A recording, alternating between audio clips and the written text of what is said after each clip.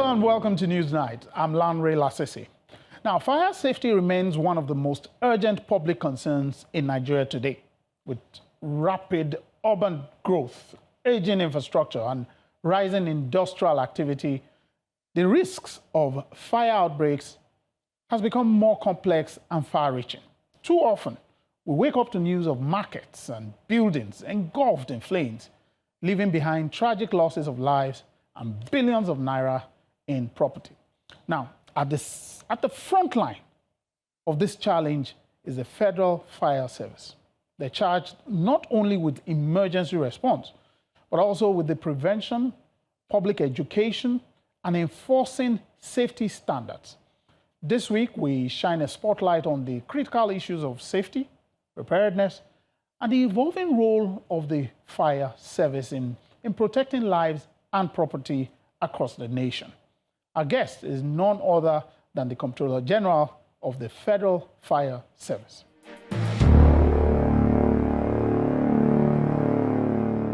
CG, thank you for having us in your office.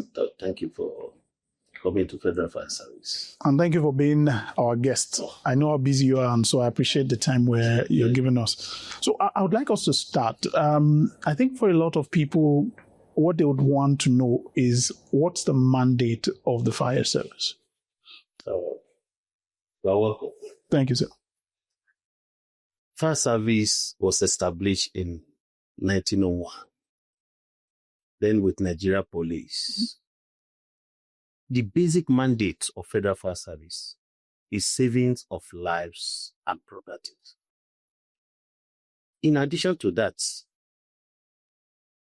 education of Nigerians on how to prevent fires is our major mandate. We save lives, property, and extinguishment of fire together with public education. That's our basic mandate. Okay, now I know you are someone that has risen through the ranks. And I think it was last year you rose to become CJ. How has it been so far? I'm so demanding and so rewarding. Yes. As I've said, last year, I came on board August 14th last year. I started my career as a firefighter. I started as level 8, that is as a fresh graduate. I rose through the rank from 8 to 9 to 10 to Deputy Controller General before I come on board as the Controller General. And then I've served in different capacity. In terms of operation, I'm the Konya Station Commander in Kuje Fire Station. The station is still there up to today. I was one that opened that station with about 43 men. From there, I moved to Mabushi as a station commander too. Because I transferred my service from FCT Fire Service down to Federal Fire Service. Then coming to Federal Fire Service, I was the head of budget. When I came budget and planning, from there, I moved to head of procurement. Yes. From head of procurement, I was transferred to Rivers State to cover Rivers and Akwa Ibom State as a zonal controller.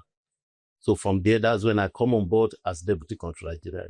So I've had a lot of experience in the institution. Yeah, but becoming CG, yes. How has it been so far? It has been so challenging. Well, but God is helping us because of the institutional ideas I have, because I know the gap, the strengths, the weaknesses of the service, where we need assistance, what the service being made of, because I started my career. So it makes it a bit easier for me to drive the organization. Okay, so let me, because what I would like us to do, as I said at the beginning, is just let us understand very clearly how you work. Now, you are federal, and I'm happy you mentioned the issue of state. Yes. You were with the, not state, but the federal capital, yes. FCT. How does the federal structure work with the states? The federal structure we have, as you have said, we have state fire services. Okay. Yes, being governed by the state governments. Then the federal fire service. The federal fire service is the mother of all. Okay. We coordinate the affairs of the states. So there's a good collaboration between the two organizations. Because when we talk of firefighting does not know anybody. Either you are from state or you are from federal. Yes. So we worked hand in hand. We have federal fire service, we have state fire service. We have the same mandate. Okay. We have the same uniform, everything. The command structure is almost the same. But you regulate. Then we regulate the states. Okay. We give assistance to the states where it's necessary. Most of our state commands, we complement their services in the states. Federal Fire Service has its own command in the 36 states, including FCT. Okay. So to complement the effort of the state fire services. So you depend on the states to break down to local governments and to communities? Actually, we don't depend on the states. Okay. Because the mandate is to save lives and property. And then every Nigerian deserves to be fire protected. So our mandate, being federal, it comprises of federal, state, and local government. Yeah, I'm trying to understand how it works because you are federal. Like you said, you regulate, but you also have some level of control. But when it comes to the issue of the states, who then is in charge of local governments? How does it break down? That's what I'm trying to. Local governments also have the right. Okay, to have their own firefighting organization or firefighting agency. Like one local government, Bonny, they were here last week to seek the services, the assistance of federal fire service. So the federal, state, and even local government, even private individuals. We have some private individuals like NNPC. We have some filling stations that they have their own, we have Julius Baja, they have their own private, but the federal fire service regulate and coordinate all these fire stations or fire outposts. So you now determine what should be their best standards. Yes. And what they should have. In terms of training. Okay. Yes. We coordinate their training and we train them. Yes. In terms of certification for private fire outfits, we certify them and many other things. Okay, so let's use a real life example. Okay. A fire happens, and I'm trying to use, let me use a community that we know. A fire happens in Karo. Okay, in Abuja. In Abuja here. Whose responsibility does it fall into? Because in practical terms, I'm trying to be clear on the ground with Nigerians. When you people work, how does that happen? The interplay. The way fire service work. Yes. Call will be put across. Yes. To the control room. It can be a phone call. It can be a running call.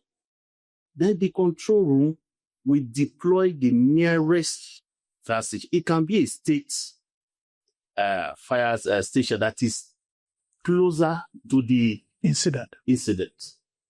So the control room will then deploy the state fire station or the federal. Even if it is local governments, we now deploy the local government fire station to the incidents of a fire. On getting there, the situation of things, then they can request for assistant message. And the Federal Fire Service or any other agency will then come over to assist. That's what we call assistant message. You mentioned the issue of a control. Is it control room? Yes. There's a control room. There's a control room. We have that in the headquarters. Okay. We have our emergency, they receive emergency call. Okay. That is basic, what they do basic. And then they will work 24 hours, round the clock. So if you dial the number, go straight to the control room. Then the control will deploy the nearest fire station. Because receiving the call, definitely the control will ask, where is the location of the fire? And then immediately they look at Karu, local governments. We have a fire station in Nyanya. Nyanya is closer to Karu. You deploy that of Nyanya. You can't deploy Wuse to Karu. Yes, yes, more closer. So let me, because I'm trying to understand how you people work. A call comes in. Give us how, from you people's operation, how does it roll out? If a call comes in, yes, straight to the control room. Yes. The control room officer will receive the call. Mm-hmm. Ask question from the caller. Where are you calling from? Where is the fire? I'm calling from Karu. The fire is in AA filling station. Then immediately the control will drop the call the nearest fire station. Yes. Deploy them to that place. On getting there, if it is a structural building, or the first thing that the firefighters will do is to search for lives. That's the first thing, to rescue life in that place. After that, is to protect the adjoining building, the nearby building, to contain the fire. Then from there, they cut off the fire. After putting out the fire, the firefighter has done their job. They will condone the area. Okay. Then after that, we have what we call the investigation unit. Okay. And they will go back there and investigate the cause of that fire. What happens to the report? The report will be submitted to Nigeria Police. Okay. And then apart from that, the report also helps us to know where to improve. Because most of the residential fires, with our investigation unit, the statistics we have, most of it is electrical fire. Mm. So in our regular campaign, in our regular education, we make sure that we educate Nigerians on how to avoid fire as a result of electrical fault.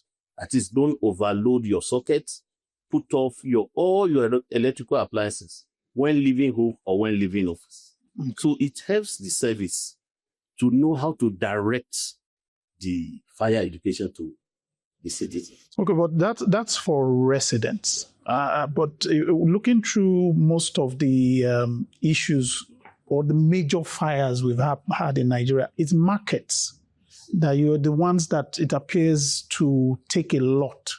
The one example is maybe the Tejo Show market fire, or the one that happened in Kano. Yes. What are the issues that appear to make it that our markets appear to be something that we always hear fires from? So thank you. When we talk of a market fire, yes, if you look at Nigerian markets, congestion is one of the major problems. I was in Kano. I visited Kano after that fire. Visiting the markets, that place is highly contested because it's an international market. So fire officers, firefighters always have problem of assessing the base of the fire. And then not only that, most of these markets, because our major weapon is water, then most of these markets, availability of water supply is not there. In a place where you even have hydrants, some stores have been built on the hydrants. So that's why we are working on our enforcement, our legal framework. So I will be able to enforce, we'll be able to punish all these lawbreakers. So when you say the markets are congested, are you talking of, because I know some parts in Kano, they are not constructed. You just see people just do stores. Yes. And then you see illegal wiring. Or even paper or flammable cartons and things that are used as roofing sheet. But are you saying this also in terms of the way they're constructed, even some of this modern, like you say, the international markets, are you saying you would have loved them to be built in different ways? Yes. Okay. Because I had an interface with the market association in Kano, and then we drew out a plan that there must be an access road way for firefighters in case such a thing will repeat itself. So all the major, it's part of our mandate, it's part of our priority in Federal Fire Service, that all the major markets in Nigeria, there should be presence of fire station. So that in case of any fire, in any hour of the day, our men will be able to respond on time. So this one will reduce the loss of properties that worth billions. Because I remember one of the complaints that was made during the Tejo fire was made to look like it was a response from your own department that appeared to have been at fault. Well, we are not to shift blame. But when we talk of response time, it's a factor of many things. It's a factor of the time of call. As the example we've given now. Yes. If there's a fire somewhere in Kawo, what is the time of call? Nigerians will try to put off the fire without putting a call across to fire service. Panic. Yes. Panic. Because of that one, that's when maybe a passersby will say, please call fire service. So time of call matters. And then not only that, the condition of road, the traffic conditions at that time. We're using Kawo as an example. If there's a fire in Kawo, maybe anytime from 5:30 during rush hour, Nigerians, no matter how you blow siren, they will still maintain, they will not give access road. They don't give road. They don't give road. It's part of our campaign that there should be right of way for fire trucks. So all these things contribute to our response time. So, but if you were to now tell us, what's your own response time that ideally you're giving your men, that once the call comes in, what's the ideal? Response time, as I've said, our ideal response time is supposed to be less than 10 minutes. Okay. But that's for leaving, moving and arriving at the fire scene. So that's why we are agitating for wider coverage of fire stations in all estates, in all districts, in all markets in the whole federation. When you say you are doing that, how are you doing that? We have collaboration with Algon. Okay. Yes. Have collaboration with Algon so that in all local government secretariats, if there's presence of fire service there, it will be to cover that secretariat and the neighbors. We have collaboration with Third Fund. That's another thing. So Third Fund, we have a handshake with Third Fund. So Third Fund is planning to build fire posts in all tertiary institutions in the country. And then such will not even protect the tertiary institution alone. It protects the neighboring communities. The image you are painting now makes it look like the way they were building security posts. Yes. We should also build a fire. Yes, it's not like that. Because fire station comprises of many things. Okay. Because we run 24 hours. Okay. Fire can come in the night. So it can be a modular fire station. Okay. Yes. But not just a room. Because there will be a dressing room where our men can change. There will be a place where our men can have a nap. Yes. And then source of water in a fire station. There must be a good source of water where they can refill their tank. So by having wider coverage of fire stations, it will definitely reduce the response time. I want to go back to the issue of, before we move far from there, I want to go back to the issue of the residents and how Nigerians, because apparently, even though, like you mentioned, when a fire starts, it's the immediate people there that can help. It's only that you are saying they should also make a call, but they can also try and help. But and I think you spoke about the fact that you've observed it's usually that of electrical. But what would you advise people once a fire happens? What should they do? You've mentioned the issue of calling. Yes, but what should they do? Okay, let me start. We have different causes of fire. Okay. One of it is electrical fire. Then we have a fire as a result of cooking gas. We have even fire as a result of carelessness. Children playing with matches, playing with lighters. Yes. Leaving food on gas unattended to. So these are part of series of causes of fire. We have IIE departments, Inspectorate Investigation and Enforcement Department.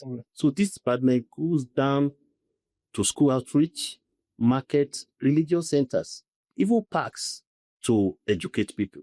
And back to your question, what to do in case of fire? If there's a fire in a building, the first thing to do is to evacuate the building. We'll stay out. Then call others. If at all there's any other person in the building, fire, fire, fire, let everybody evacuate the building. From there, you put a call across the fire service. If it's a small fire that you know that you can make an attempt, you try. That's why we encourage all Nigerians, no matter, every household must have fire extinguishers. Because that one will help you to tackle the fire. Because every fire starts very small. No fire start big. So with the use of fire extinguishers, you'll be able to put out the fire, even before the arrival of firefighters. So the issue of fire extinguisher, yes. I recently found out that it has expiry date. Yes. And sometimes you see where there's an accident, whether with a car, and then people come out and try to help, but they now discover what's your guidelines on those. There's everything has expiry date. Human being, there's expiry date. Yeah, sometimes we have a collaboration with Federal Road Safety Corps. So you will see our men on the road. Okay. Fire extinguishers supposed to be refilled every 6 months. Wow. We have powder inside. So then the powder can cake. So in the process of using it, if you don't service it, it has to be serviced every 6 months. So that's why road safety, they normally check the gauge ahead, whether it is okay or not. Okay. So we need to put our fire extinguishers, yes. Make sure we check them, and then... Yes, look at the gauge. The gauge has to be in the green part of it. We have yellow, you have red, yes. And you have green. Okay. So the gauge has to point on that green color. I would like to have your own opinion. The rate our cities and the level of urbanization, how does that affect your own work? Urbanization, especially in Nigeria, the population is getting increased every day. The way it affects our area, our operation, is for us to be ready and to be widely spread. Because when you talk of urbanization, you talk of industrialization. Okay. A lot of industries are coming on board. And then most of these industries, they are fire risk industry. Now, when you talk of fire risk industry, that is industry that are dealing with high risk materials. So it's with the deployment of our men and deployment, the type of equipment to be deployed to such an area. Okay, but I'm also wondering, because I think part of the issue a lot of people will raise is that the way we urbanize in Nigeria is not planned.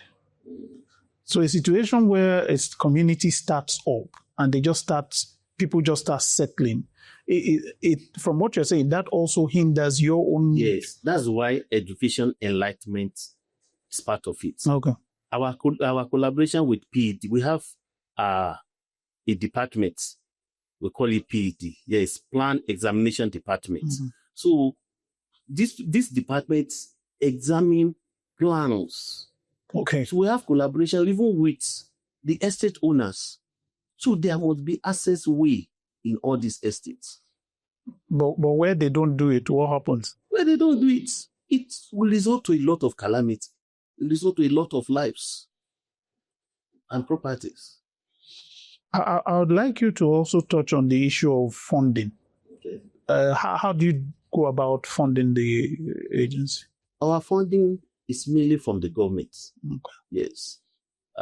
Fire service is a social responsibility of the government to its citizens. So we don't collect money. We don't bill Nigerians that, okay, pay so amount before we respond to fire. Mm-hmm. We are being funded. Okay. Yes. In terms of equipment, in terms of salaries, we are being taken care of. What of collaboration? We have a lot of collaboration with sister agencies like Nigeria Police, even Nigeria Army. Nigeria Army train some of our men on counter-terrorism. That's a good collaboration because if you look at what is happening in the world nowadays, explosions and so on, if, God forbid, we have such in Nigeria, you see that firefighters respond to all these things. So Nigeria may train some of our men on terrorism. Yes.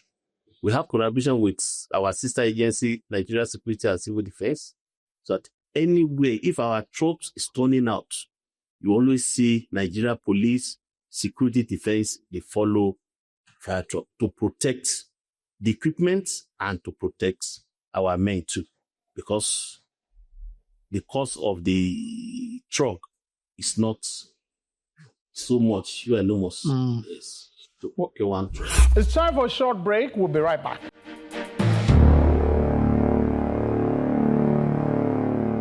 So, CG, thank you for being our guest here. Let's continue from where we stopped. I'm looking at where we are now as a country, looking at our population, looking at the service. What would you say would be ideal in terms of how much more fire people or fire stations or fire prevention units we should have in the country, ideally? Internationally, it's 1 fireman to 2,000. Yes. Then looking at population of about 250 million. Estimate. Yes, estimately. So Nigeria, we need nothing less than about 250,000 firemen. Yes. But it's not fire stations or fire posts that matters. What matters most is the equipment and the training, the professionalism of firefighters. So though we have a good number, though it's not enough for us, but what matters most is training and equipment. And how are we with equipment? Well, so far so good. The federal government are trying. Okay. Presently, Federal Fire Service, we have 96 fire trucks deployed all over the Federation. That's in addition to the states? Yes, in addition to the states. In all the 36 states, FCT, Lagos, and so on. The numbers of fire trucks, that's the number we have. Okay. We have water tankers. We have rescue vehicles. We have rescue vehicles too in all these things. Okay. So, and then the international standard, in every 5-kilometer radius, there should be a fire station.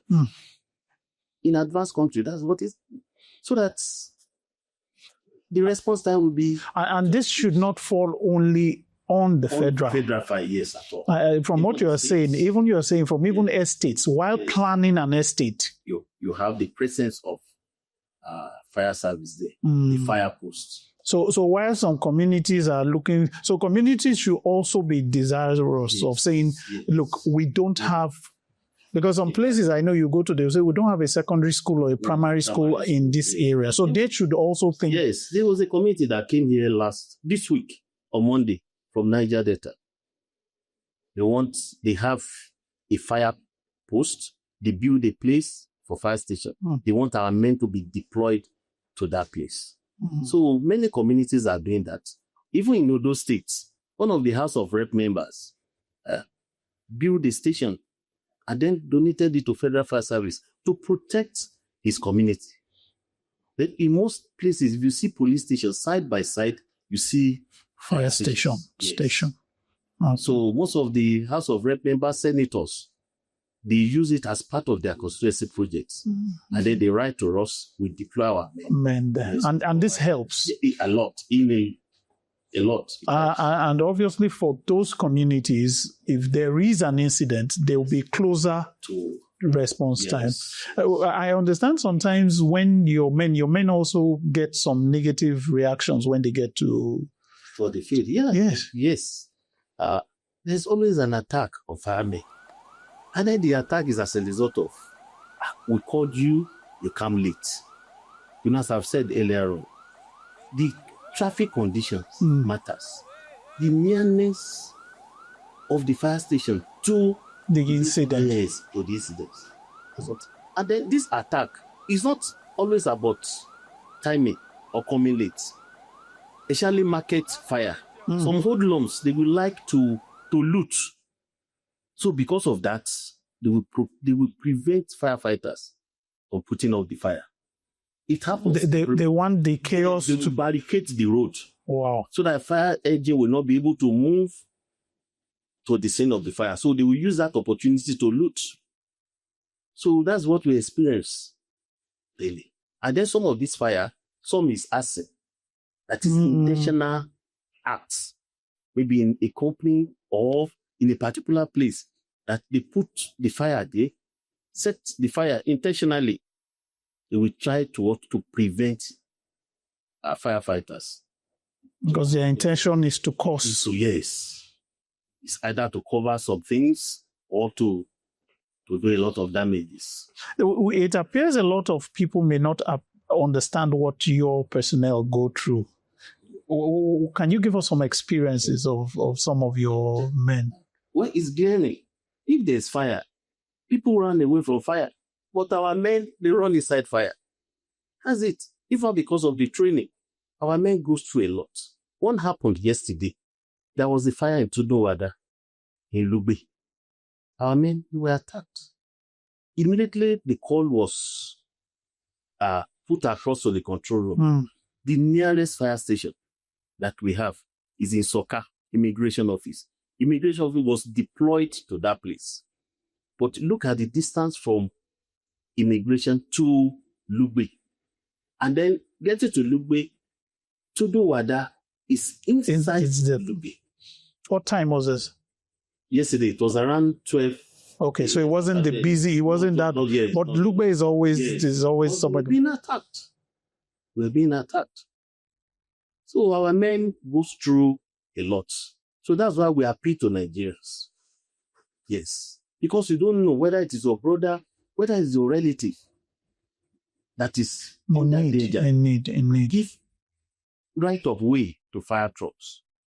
Assist firefighters. Because any life lost can never be regained again. Are there any stories of success stories you think you would like to highlight? Or heroism from many of your men? Heroism?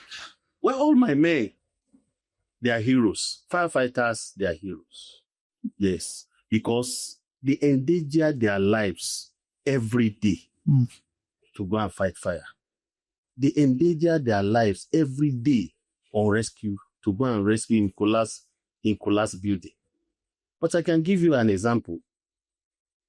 This year, early this year, there was a fire in night concerts. Okay. Abuja here. In their store, where we have national assets, national infrastructure. Our firemen were being called. On getting there, one of the officers, Assistant Fire Inspector Ngusi, he was so brave and he put off the fire. He risked his life to put off the fire. She was awarded by NACONSAT for that brief. Oh, is a female? Yes, a female. Yes, she was awarded. She was given an award. So it's so impressive. We have another one in Jos, in CBN in Jos. Yes, there was a time they were doing maintenance of their underground diesel tank. Then the maintenance officer fell inside that diesel tank full of diesel. So fire service were called. The officer went there with rope inside the diesel tank and they rescued the guy. Though two of them landed in the hospital. But at the end of the day, today, they are alive. So these are some of the courage. These are some of the things our men goes through. It's interesting. I'm happy about that. It's interesting to hear you talk about the woman, because my own question was the impression a lot of people have here, firemen. Now, what are you doing about the issue of women? Do you people have so much women in the service? Yeah, we call it firemen because we are all men, because of the training and then because of the activities we do. But we have a lot of women, and then they are doing fantastically well in the service. We have, in Federal Fire Service, we have zones. We have 18 zones. Good. Yes. I have women heading zones. In Nasarawa here, I have a state controller. In Cross River, the woman as a state controller. In Edo, yes, a state controller. For you to know that women are performing very well. Even coming down to commands. In Kubu is one of the high-risk area. Kubu market, that furniture market, actually every year, always fire. Along that road, rescue accident. Kubu, our market association, they build the fire station there. We deploy our men there. I'm happy to tell you that the head of that station is a woman. It's performing very well. We have many of them. Soka there is a woman. So the training, so the women are so fantastic. And then, fire service is not only, nowadays, it's not only by physical strength, it's intellects. We have research units, we have enforcement units, we have enlightenment units, education units, so that we have women all over, and then they are performing very well. I think I would want to understand from you now. I'm happy you're someone that has grown in the system. If you look at the way it has been from when you started to where it is now, if you were to suggest some reforms, what reforms would you want to see? There's a lot of reforms. That's number one. There will be legal reform. Okay. The Fire Service Act is outdated. And then the process has begun. Okay. With the help of the Honorable Minister of Interior, Dr. Lubumi Ojo, he took it upon himself to amend the Fire Service Act as one of the reforms that we need to do. This act will give us more power of enforcement. Yes.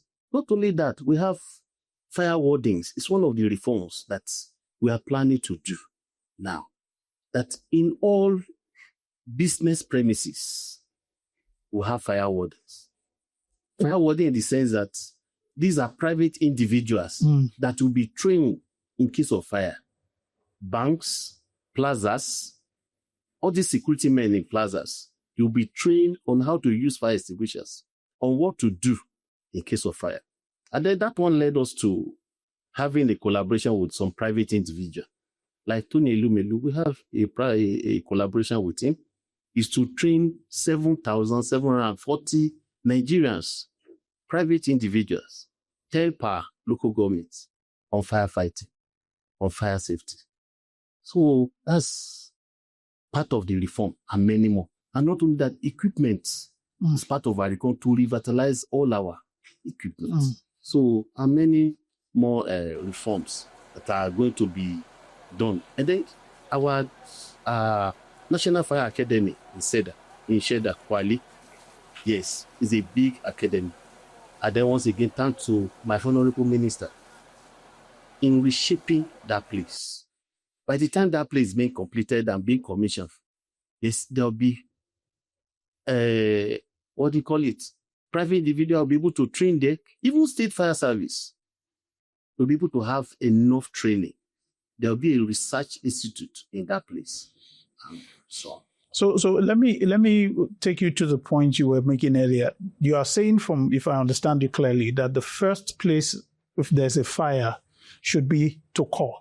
Yes. While trying to help. Yes. That we should try and call. But a lot of people will say, we don't know, we don't have the number, we don't know the number.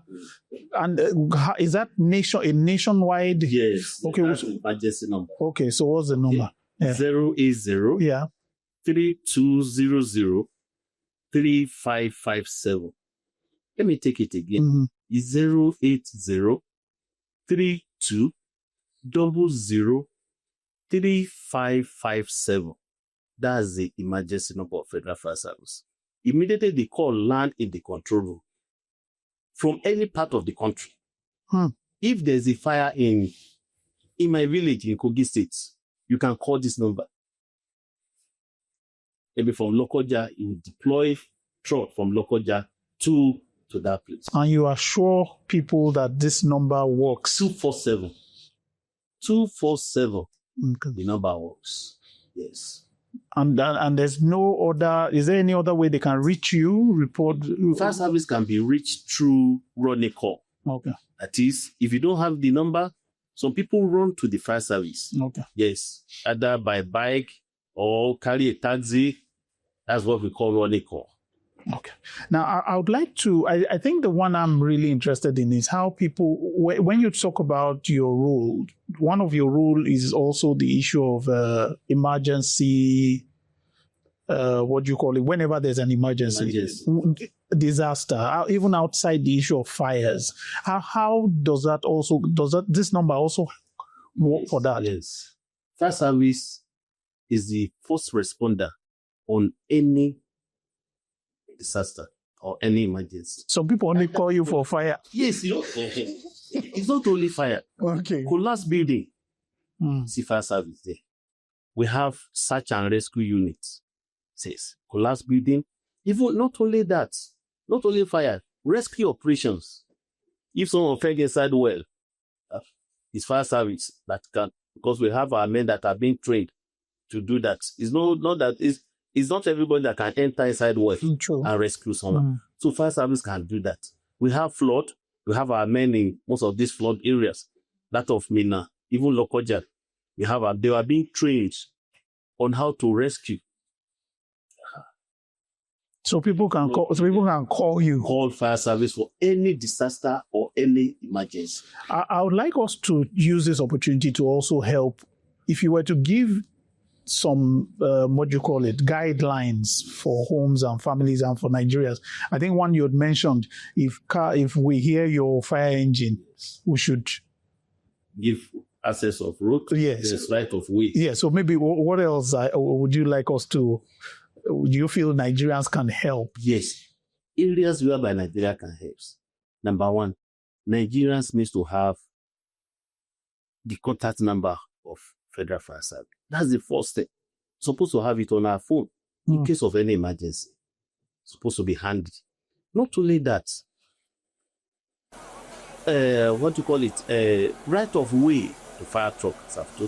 Anytime you hear that of firefighters or that of ambulance, you give right of way. I was in Poland about a month ago. We were inside the bus. A fire truck was coming. Immediately, you see how the vehicles, this one move to this side, this one give right of way. That's how it's supposed to be. So Nigerians need to give right of way to fire trucks. And they should stop attacking firefighters. They are not the one that set the fire. So they are to rescue. We are doing our job. They should stop attacking firefighters.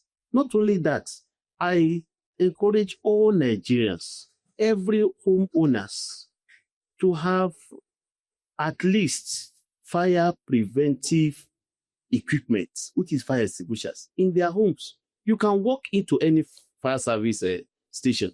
If you don't know how to use it, they will put you through how to use it. It's very important, especially our mothers, because most of these fires start in the kitchen. If you don't know how to put it off, you leave it and then you run out. Before you come back, the whole kitchen will be well alighted on full. So the issue you were talking about when you mentioned I think you mentioned is not gas. Gas, I think, was what you said. Home, even at home, there's also gas. There's electric.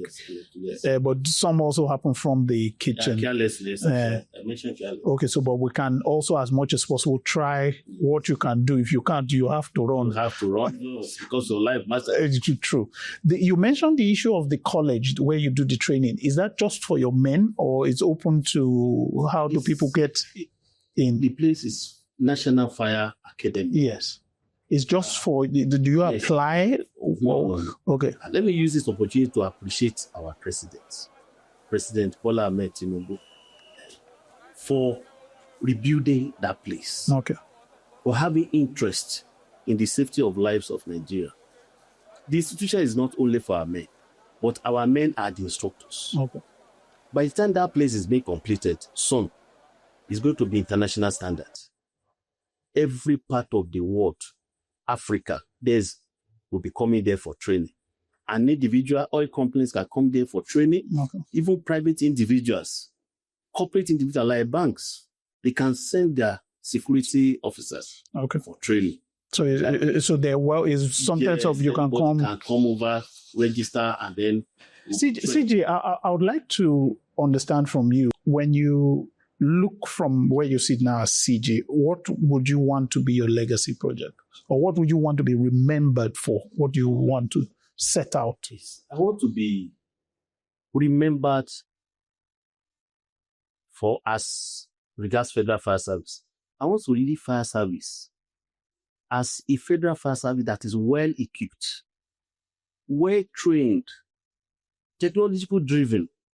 Not only that, I want to leave fire service to a situation whereby Nigerians will have confidence in fire service.